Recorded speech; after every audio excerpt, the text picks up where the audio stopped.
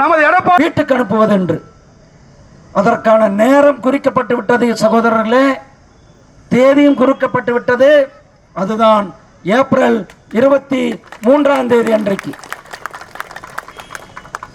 நம்முடைய தேசிய ஜனநாயக கூட்டணியின் தலைவர் அண்ணன் எடப்பாடியார் அவர்கள் மே மாதம் 4 அன்றைக்கு வாக்கு எண்ணும் பொழுது தமிழகத்தினுடைய முதலமைச்சராக இருப்பது நிச்சயிக்கப்பட்ட ஒன்று, காலத்தின் கட்டாயம். இன்னைக்கு தமிழ்நாட்டு மக்கள் அந்த அளவுக்கு திமுக மேல ஒரு மிகப்பெரிய கோபத்தில் இருந்து கொண்டிருக்கிறார்கள்.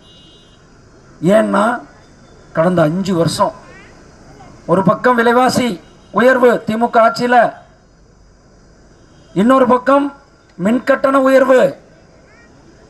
300 ரூபா பில் கட்டிக்கிட்டு இருந்த வீடு இன்னைக்கு 3000 ரூபா. கல்யாணம் பக்கத்தில் பார்த்தோம். மது போதை. என்னுடைய குழந்தைகளுக்கு எந்தவித பாதுகாப்பும், யாருக்கும் பாதுகாப்பு இல்லை.